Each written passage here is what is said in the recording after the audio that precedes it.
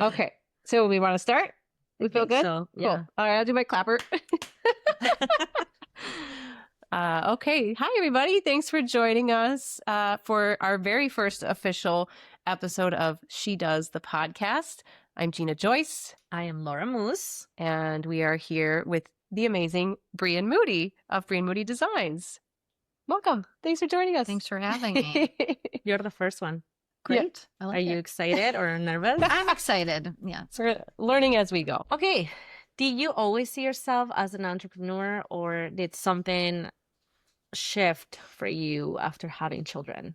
It definitely did shift. I was very comfortably making my way in a corporate position that I was quite proud of, actually, and planned to go right back to work after I had my son. But it definitely shifted once I had my son. The idea of working out of the home 60 plus hours a week was just something I couldn't picture. Although I would say being an entrepreneur, you work more than that, but inside the home. So it's a little more flexible. And so definitely when I had my son, that shifted things for our family. And we definitely went through a low point financially for sure, but was a great time being together as a family. But that definitely did shift. I knew I was going to need work that was more flexible and autonomous. Yeah. Mm-hmm. Although I would always be more comfortable collecting a paycheck from someone else than having to surmount those things myself. But I find tricks to sort of make it feel like I have a boss to stay on task. Yeah. Yeah. Yeah. Organization helps a lot. Yeah. Very strategic. Yeah. No, I had something similar too. So I resonate You did with too. that. Yeah. Yeah. I used to work at Cargill, and I decided after having Shay, I was like, I don't want to go back. Yeah. This doesn't feel worth it. And then I just had this rush of creativity come back. Ooh, I love that. I was like, I'm going to tap into that. Yeah. Yeah. Same for me. When I started my career, it wasn't a good financial situation for us. Like, we had just had Mateo, and all of our savings went for like paying medical bills. Yes. Mm-hmm. And I was like, I do not want to go back to my 9-to-5 job. I definitely just want to be a present mom. And I mean, I have no regrets about that. Sometimes I do think it's kind of nice to think about like, well, it would have been wonderful to just leave work at work and not have to like try to find a time to do other things. But I think the flexibility that we have in raising our children is really, something that is just priceless, and it's so worth it. So yeah, and I think great. both of our kids, my husband runs his own business as well, and we both had baby businesses when we had babies. So it was a pretty stressful time, actually, and I was in college. But I think it's been great for our kids to watch. I always tell them that like there's something inside of you that is special that you can do. Like my son already has a little car detail business. He details people's cars, like cleans people's cars. Nice, yeah. And I'm like, hang on to that, because you just never know what's going to happen. And that's a service that our town doesn't have, and it's something you're really good at and you love it. So always have kind of a little side hustle. My daughter's really interested in photography. I'm like, try it. Like it's, you always kind of want something in your back pocket that if the rug gets pulled out from under you, you can do. I'm the world's best waitress, and I always know I can go back to that if I need to. Like, that's great. And I actually always tell people at retreats, I'm like, I'm basically a waitress with yarn. Like, the only reason I can be here teaching at your retreat is because you want me here. So however you want this to go, we can make it work. Like, Yeah. What would you like off the menu today? You want a lot of rules. You want to be able to experiment. Right. Like I can get you there. Totally. So that's a good lead into the next question. You do a lot. You knit, you design, you teach, you coach, you instruct at the YMCA local fitness classes. How do you balance it all, and how do you find the time for everything? I am very strategic, like kind of to a fault. Like, today I wanted to run in the morning with friends. So I got up at 4:30 and did a work block until 6 when I left for my run, shower, get the kids to school, go run a knitting group, here for a podcast. I'm going to teach at noon, and then I coach again at 3:30. So there isn't one thing I really need to get on today is some math for a design I'm working on. So that will come after dinner. Like I know I'll have a work block from 5:30 to 8:30, but it's like starting at the beginning of the week, loading everything into my work spreadsheet, like time blocking spreadsheet. And then I know, okay, I've got this many hours this week to work on admin stuff on the computer. I have this many hours where I'm going to be running a knitting group where I can do my own sample knitting. this many hours coaching, this many hours. Yeah. It sounds like drudge, but the more that I actually like quantify it, the more in control of it I feel. It's like a time budget, you know, a time audit every week. Yeah. Kind of by the hour. Mm-hmm. Yeah. And I use ChatGPT for that. Oh, I nice. talk into my microphone into ChatGPT, like, la, la, la, la, la, I have all these things. Like, Mhm. tell me, help me Wow. prioritize this, help me time block it. And then I load it into my own spreadsheet. Nice.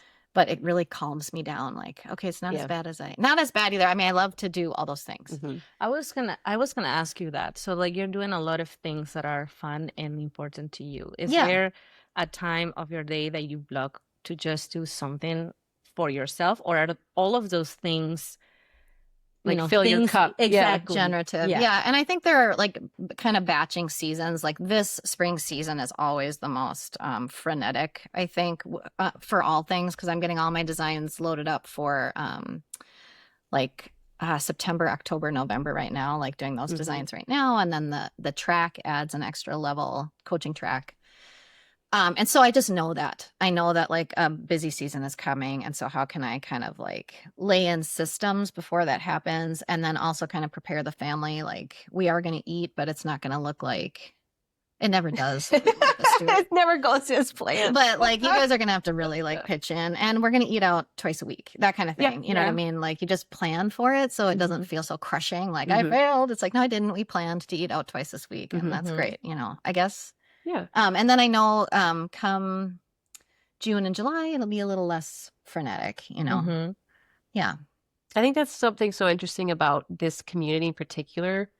Those who maybe have visited Grand Marais have seen just how seasonable it is here. Yeah. Right. And I feel like a lot of us that live here are in that cycle of like, you're already working on stuff that's due 6 months from now. Mhm. Yeah. So like we all kind of have gotten used to that rhythm and that cycle. And I just always wonder, like, is this what every entrepreneur is going through, or is this a Grand Marais thing? I don't know.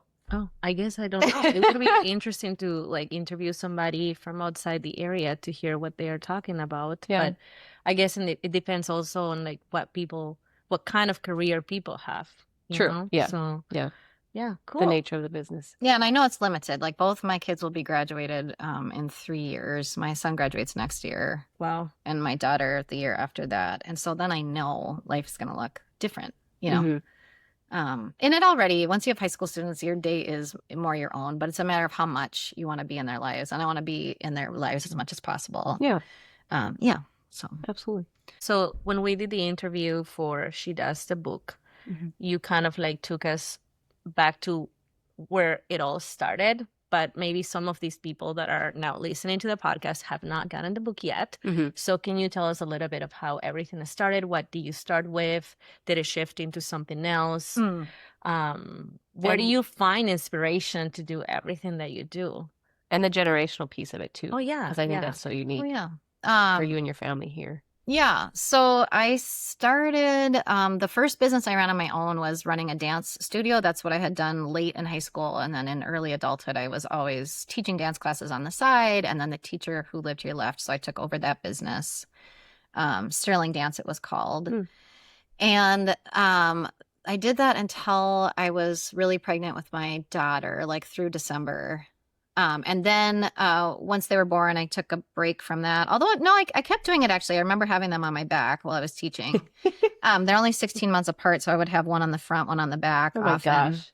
I just posted a picture of me at a political rally with, one kid in the front pack. And then I guess the other one was on my shoulders. But anyway, I did teach during that time. And then eventually, I think now I feel like I've gone around. I'll go back to the generational piece, but I think I was just craving community. I think having children in a small area can be really isolating.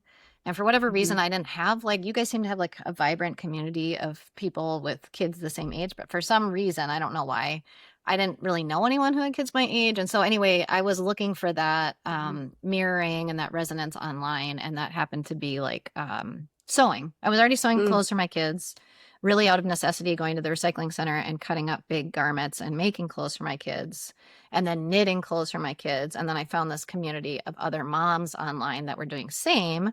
So posting some pictures. Back then it was, you do blogging and and Facebook. Mm-hmm. And someone from, I think it was North Carolina, asked me, would you be interested in a paid position to sew clothes for your kids and then just post pictures of that online. And so I got into doing that. And through that, ended up meeting people that were knitting and then knitting designers. Mhm. And so then for a while I sewed bags, like leather or wax canvas and Pendleton bags. Yeah, they were great. Do you still make them? No, I don't. I know. And they would sell out every time, but I Yeah. couldn't. My husband would say, you have to charge more for these because it was like Mhm. you'd put the sale up and they'd be gone. And he's like, you've got to charge more. But I just could never quite, like, Pendleton is so expensive, leather is so expensive, Mhm. industrial machine is expensive. And I just could never quite get the profit margins that I wanted. Plus, I just didn't want to make the same thing over and over and over and over. Sure. And so then through that, I met some knitting pattern designers. I had been knitting throughout, like as my calming ritual for myself. Mm-hmm. And kind of naturally, because there was garments that I wanted, started designing my own garments, and then just thought, well, I'll try it. I'll try releasing a pattern. So I did that first in 2018. So I guess my son would have been 8 by then. And really from there, the partnerships that I had built through sewing and blogging really bolstered me there because I already knew a lot of people in the industry. So for my first ever release pattern, which is really unusual, I got a partnership with a dyer from Montana. Oh, cool.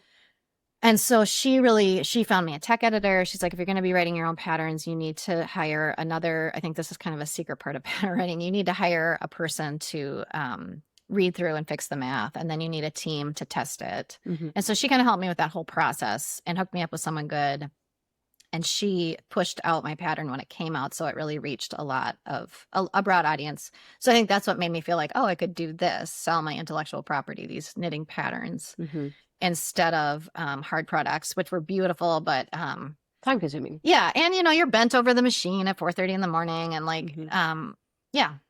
And this is passive income for you too. It's passive you income. put a lot of effort into one product that then later on is going to allow you to have more free time to do all of the Totally, things yeah. that you do now and that, just, that you can enjoy. Totally. So that's Yes. great. Yes. And your patterns have been published as well. Yes. In books. Yep. Which is awesome. Yeah, so I have, I think, 66 of my own patterns published, and then I have some patterns published in magazines, and then one pattern published in a book for Line Up Publishing, which is like a huge knitting publication. Mhm. And I have my own book proposal prepared. I just haven't submitted Ooh. it to anybody. Oh, Exciting. So I don't know. We'll see. We'll Awesome. see when I need like a grant or something to carry me through that time. But anyway, yeah. That's awesome. I want to see it. So I do remember when I first moved here, social media was a thing. It was starting to be a thing.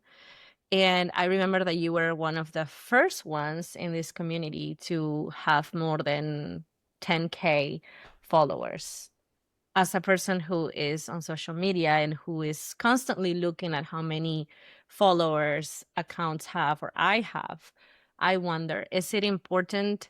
Like, does it have a big impact on your sales? How do you reach that number? What strategies were you doing to get there? And does it really matter? Is it worth it? I think that's such an interesting question. And I would say in the beginning, I wish I could remember what year. I mean, I must have gotten on Instagram like right away in 2015 or something. I want to say around 2014, 2015. Yeah. And that was back when I was still sewing. And so those Mhm. relationships developed really organically. I hate that word, but I mean, really, like we were all following each other and helping each other and really learning from each other online. And so, and then, so that really was just like an organic kind of happening. I wasn't really doing anything in particular except trying to take pretty pictures, that's an extension of your art. Like it gives you kind of like gosh, you know this. Like when you pull yourself back, all of a sudden you're like, wow, that is really cool. Like in a way that you can't see when you're like this.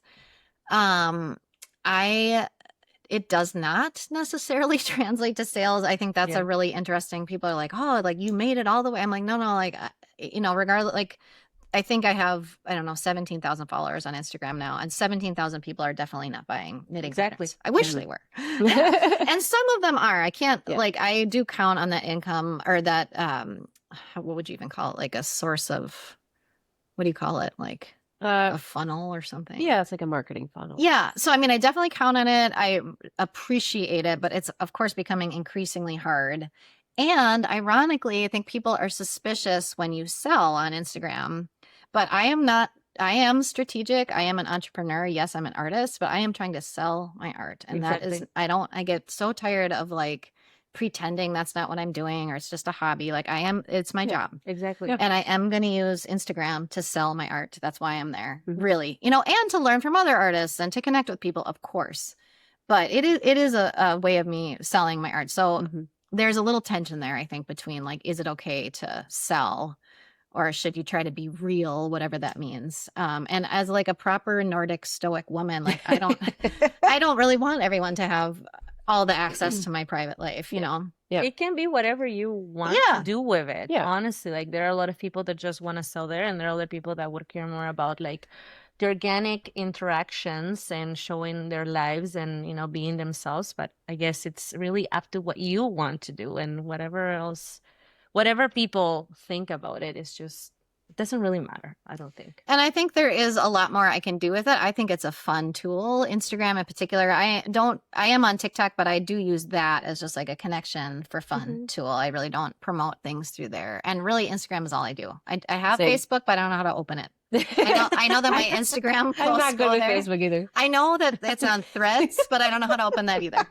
Yeah. And I love Instagram. I love creating Instagram posts. I do, and my work itself, so each pattern is like its own little book. It's like a small little book, and so I think what I could be better at is like every pattern that I design definitely comes from a story, and I'm always, as I'm designing it, I'm in conversation with the people who will eventually knit it. I think that is like kind of a distinct part about the work and the art that I do, is that it's intended to give to someone else. It's intended as an invitation for other people.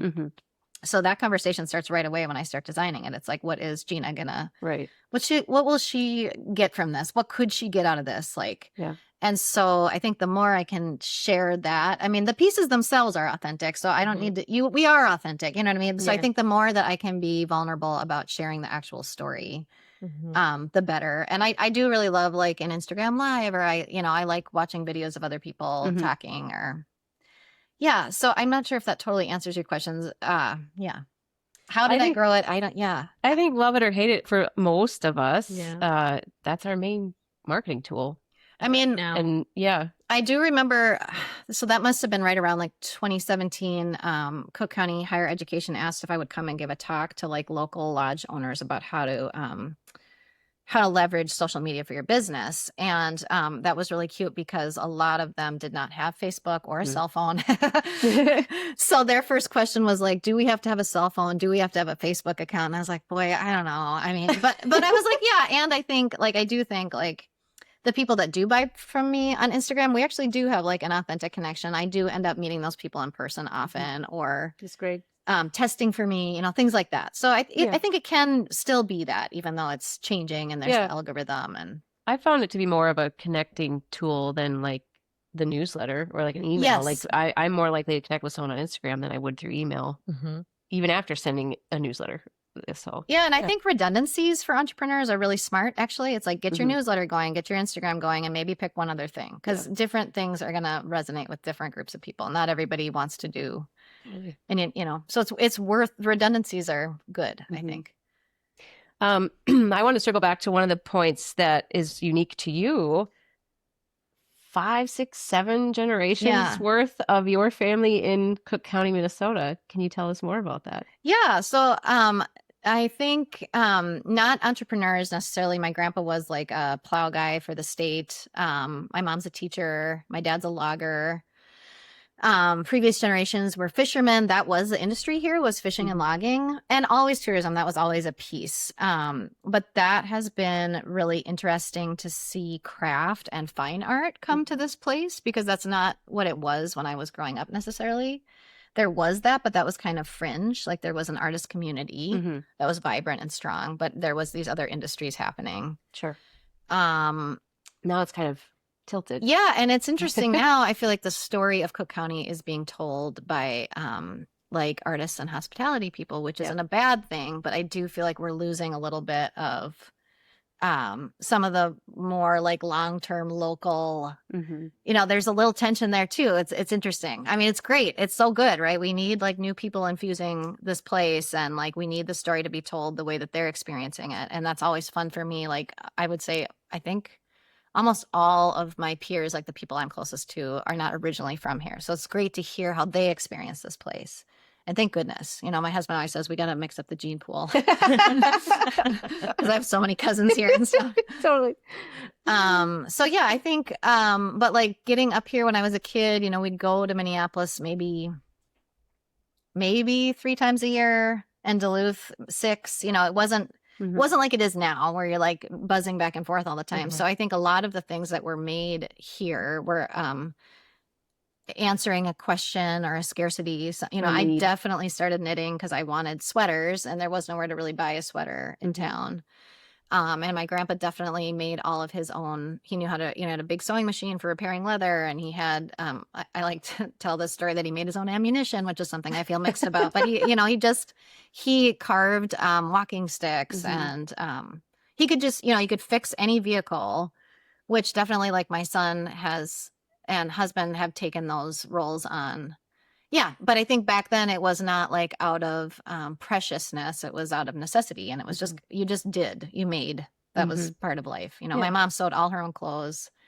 The Dairy Queen in town used to be a Kentucky Fried Chicken, and I didn't know that. Yeah, I didn't know that. And she had like, I know, isn't that be good? Chicken still. I mean, I like Dairy Queen. Let's be honest, but having the other one would be nice too.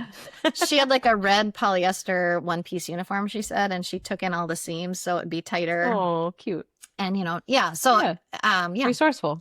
Yeah. I mean, it was and still is remote. Like I don't. Yes. I people that visit obviously know. Oh, well, it's 5 hours from the cities, but we're pretty remote living here, and you get resourceful or you get used to driving a lot. Yeah, and I think my husband, who he's a builder and home designer, the job that he does here is very, very different than what he did in the cities. You don't have a crew to do framing, and then a separate crew to do finish work, and then a separate crew to do sheetrocking. Not necessarily.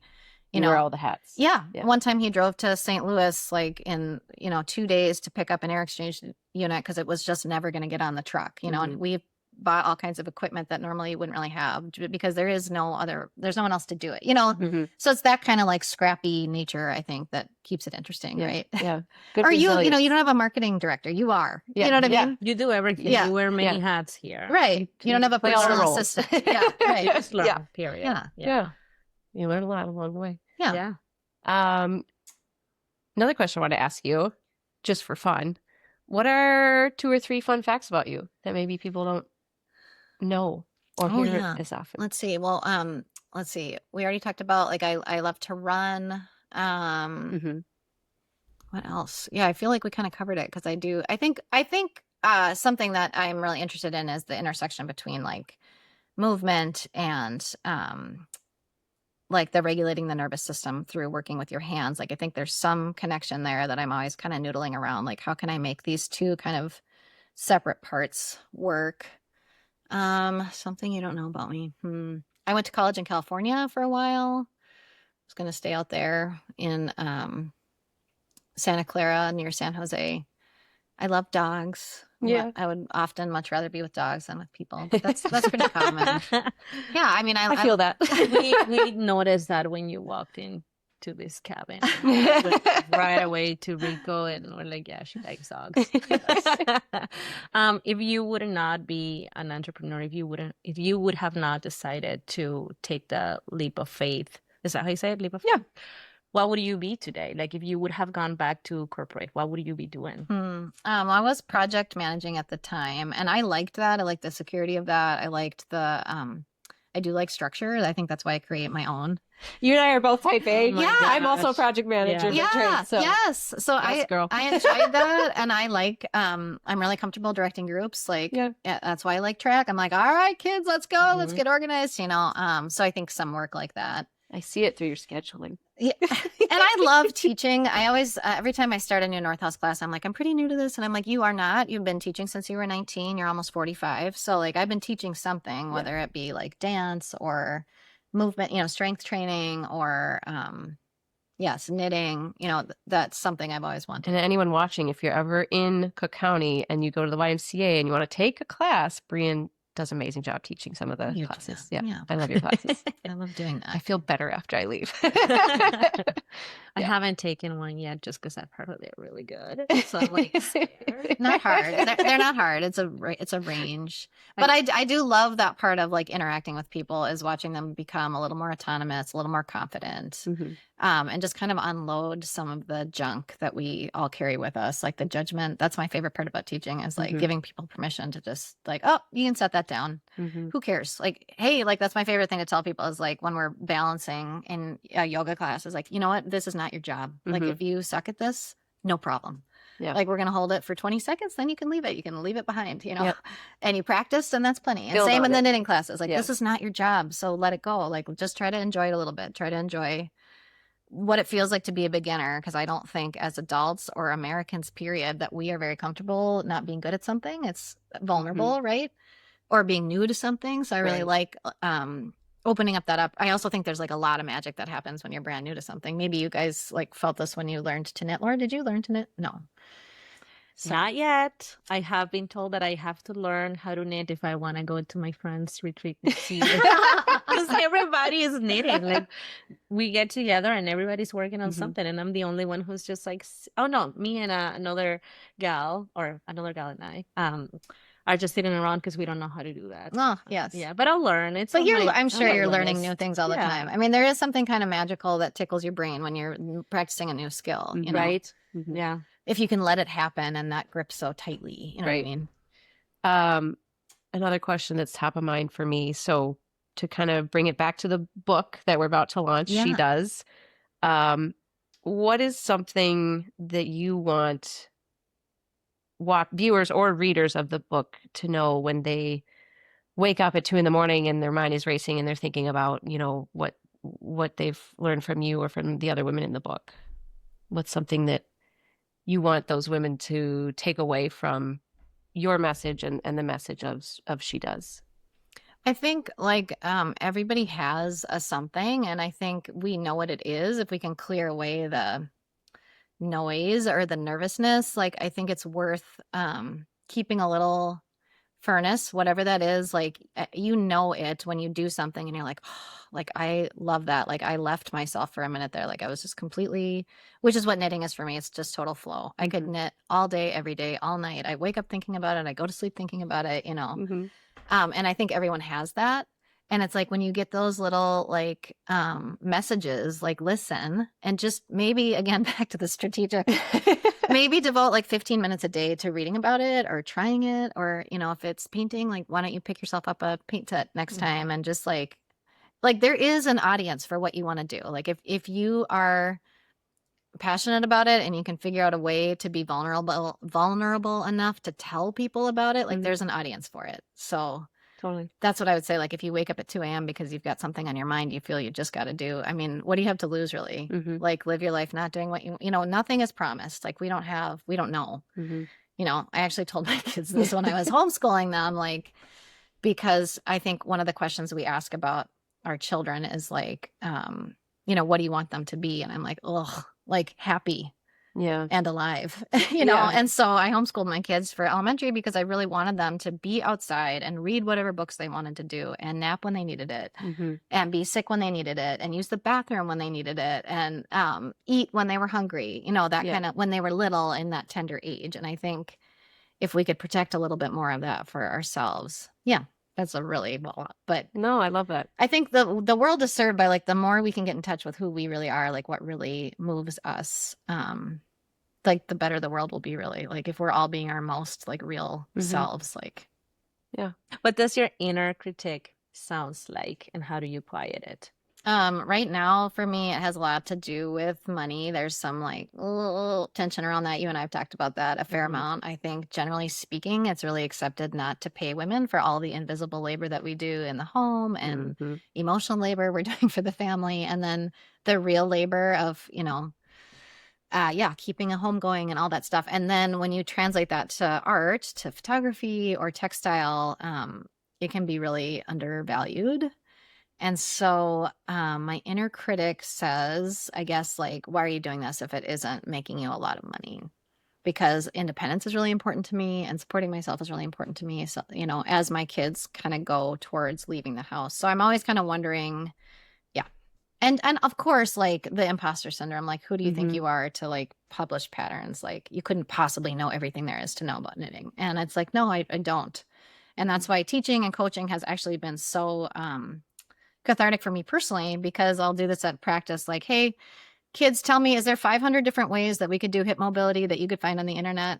Yeah. I'm like, yep. And we're going to just do it this way. And same in the knitting classes. You know, people, especially groups of women, I think there's a lot of pressure for us to be perfect and to do things the right way. And I can tell you for sure, like my husband, who's a wonderful person, he does not walk around worrying in the same way that I do, that everything he's going to do, he knows there's going to be mistakes and he can take it in stride. No one's going to die, but I don't feel like that. I feel really scared. Like, if there's a mistake, how could I possibly recover? So there's that kind of like inner critic thing going.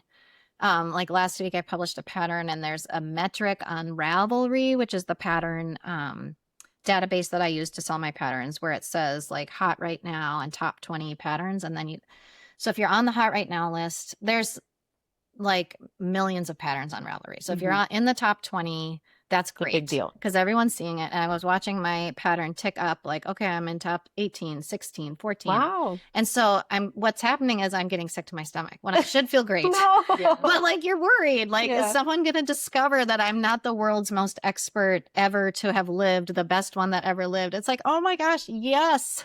Like, or no, it doesn't matter. Like, everyone celebrate the win. You know, and I know like my patterns are high quality, and I know the math is right and all that stuff is great, you know, but there is that like, you know, but if I listened to that all the time, I would never ever release anything. Right. So that was really helpful in some of the entrepreneur books I read, like by Malcolm Gladwell and stuff, like just about shipping your work. Like, of course I'm doing the very best I can. Of course I'm like paying a tech editor to do her best. And I'm, you know, I have 20 volunteers testing the pattern before it goes anywhere.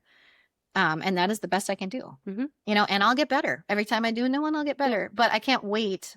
It will never happen. I'm only ever the best that I can be in this exact moment, you know. I think that inner critic or the imposter syndrome hits all of us at different points, and it never goes away. It just will kind of jump back in and jump out. And so I think it's important to look at what we've done and how far we've come. And yes, we have more to learn, but look at all the growth that we've done and will continue to do. And but it's real. I think we all feel it at different points. I relate. For sure. Yeah, and I think right now too, making sure that our work has an impact on the broader world and on social justice, and you know, how could it ever be enough? You know, and being willing to just do a little, if that's all you can do. You know, if you have a little business, your impact might be small, but you never know. Like with those melt the ice hats, you never know when something is going to resonate and take off, and like that's great. That's amazing. You don't know unless you try. Yeah. Yeah. Love it. Well, thank you so much, Brienne, for joining us today and being our first official episode of She Does the Podcast. Thank you to Laura for being the fabulous co-host. And, and thanks for watching. Thank you for tuning in. And we'll see you for the next episode of She Does the Podcast. Thank you. Thank you.